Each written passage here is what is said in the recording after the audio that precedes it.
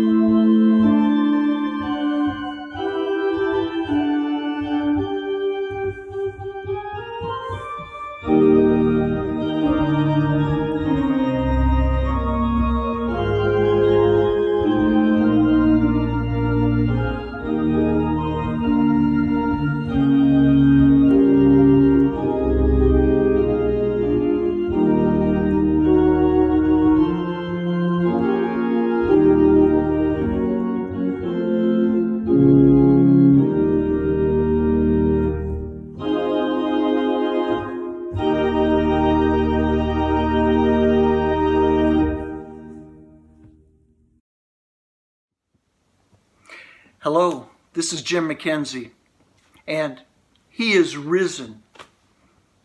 And you say He is risen indeed. You ever wonder where that tradition comes from? Well, it actually began with Luke's passage in Luke 24, verse 34, when Jesus had revealed Himself to a couple of disciples on the road to Emmaus. Those two disciples made their way to Jerusalem, where they gathered with the remaining 11 disciples and some others that had gathered there with them, presumably to talk about this news they had heard about Jesus' resurrection. When those two disciples came into the presence of the other 11, they proclaimed, "He is risen indeed." And that has been the Christian tradition ever since. Now, in the Eastern Orthodox Church, in the Eastern Church, they add the tradition of kissing 3 times on each cheek. But we're a little bit more sensitive in this age of the coronavirus right now, and so we content ourselves with just the statement, "He is risen. He is risen indeed." Well, Jesus' resurrection appears in all 4 Gospels, Matthew, Mark, Luke, and the unique version in the Gospel of John. You may recall that one with Mary Magdalene in the garden, and the gardener, she thinks is the gardener, but it's actually Jesus. What I'd like to read to you today on Easter is from none of the 4 Gospels, but actually from something that was written a little bit sooner, and that is Paul's letter to the Corinthian church. He doesn't give an accounting of the events of Easter, but what he does do is to give the meaning, the theological meaning of the resurrection. Let me read to you from the 15th chapter of 1 Corinthians, verses 51 through 58. "Lo, I tell you a mystery. We shall not all sleep, but we shall all be changed. In a moment, in the twinkling of an eye, at the last trumpet. For the trumpet will sound, and the dead will be raised imperishable, and we shall be changed. For this perishable nature must put on the imperishable, and this mortal nature must put on immortality. When the perishable puts on the imperishable, and the mortal puts on the immortality, then shall come to pass the saying that is written, Death is swallowed up in victory. O death, where is thy sting? O death, where is thy victory? The sting of death is sin, and the power of sin is the law. But thanks be to God who gives us the victory through our Lord Jesus Christ.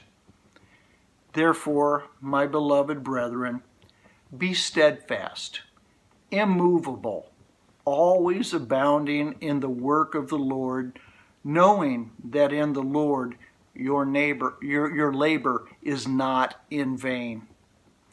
Listen to that last verse again, because Paul has described that we have taken on the imperishable, the immortality, that we are able to be steadfast, immovable, always abounding in the work of the Lord, knowing that in the Lord our labor is not in vain.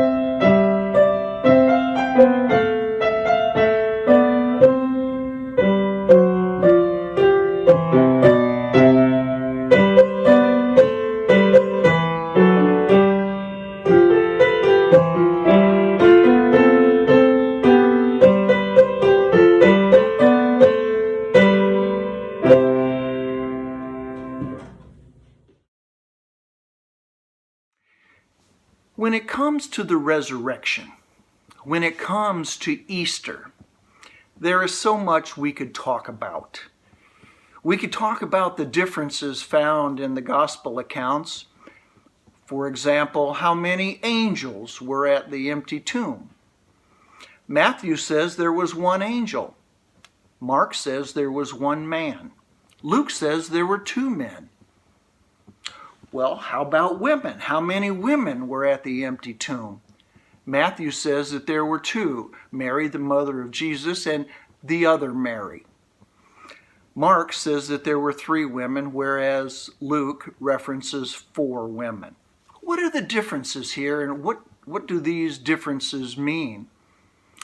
Only Matthew mentions that there was an earthquake, and that earthquake resulted in rolling the stone away from the entrance of the tomb. The others don't say anything about an earthquake, and you kind of are left wondering, how does the stone get rolled away when these women come to the tomb? We could ponder the topics of life, death, afterlife. We could speak of the grammatical differences between resurrection and resuscitation and what the biblical writers intended to say to us about this. We could talk about all of these matters, but at the end of the day, there's really only one question that matters, and that is whether the resurrection of Jesus matters to you. And if it does, if it really does, you will find yourself not just talking about Easter, but doing Easter. You see, what is before us today is really just that one question. There are lots of good questions and nuances in the stories, and to be honest with you, good people on both sides of the issues, and they can differ with each other. But the only question that matters is whether Easter matters to you. It's not, nor has it ever been, about our beliefs, about what we believe about the resurrection. It's never been about creeds and dogma. What it is and has always been is about life in God's Spirit. What that looks like when people look at us when we say, He is alive, He is risen, He is Lord.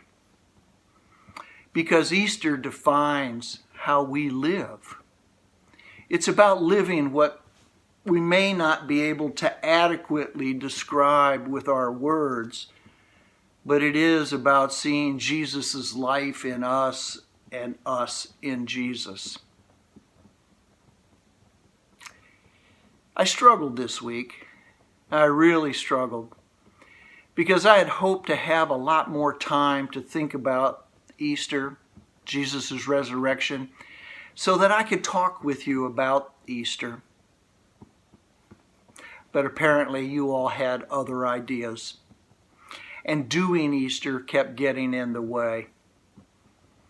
You see, our church has been all in this week in taking on a project of making masks, safe masks for people to wear during the coronavirus crisis.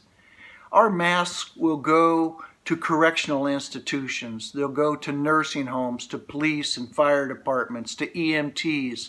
It will go to poor people on the streets, and it will go to anyone who needs masks during this crisis.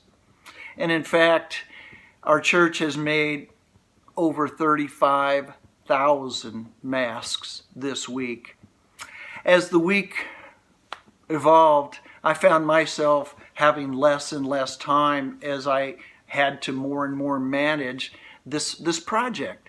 I had to manage how many masks we had, how many were being delivered, how many were being collected, how many boxes were dropped off at houses, and I had to spend a lot of time in the car making deliveries and on email and texts and phone calls. And I had thought that I was going to have all these days to think about talking with you about the resurrection. And so I found myself getting more and more frustrated as the week went on, until I finally realized that I didn't have the time to talk with you about Jesus' resurrection.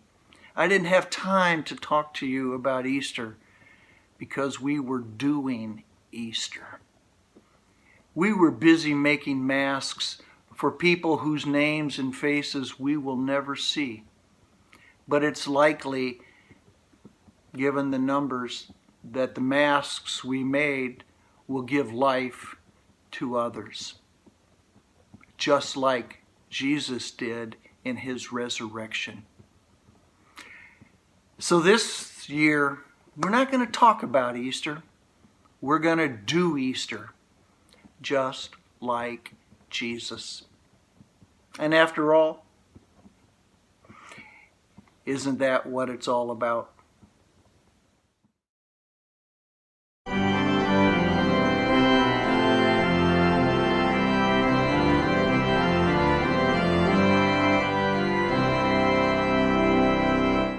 Christ the Lord is risen today.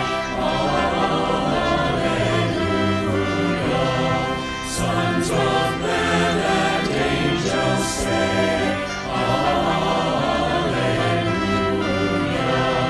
Raise your joys and triumphs high. Hallelujah. Sing ye heavens and earth reply.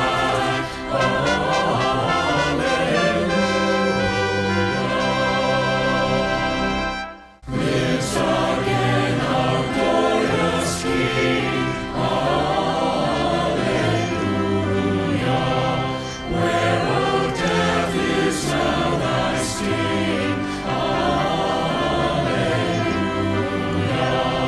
Dying was he all of save. Hallelujah. Where thy victory, O grave? Hallelujah.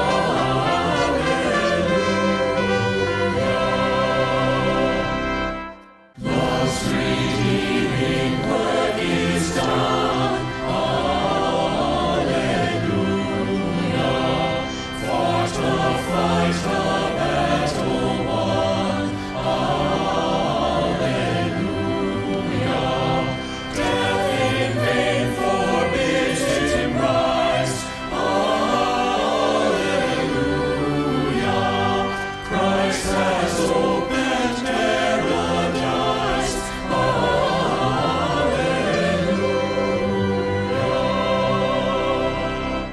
So we now where Christ has led. Hallelujah.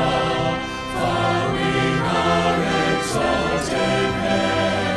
Hallelujah. Made like him we rise. Hallelujah. Ours the cross, the grave, the skies. Hallelujah.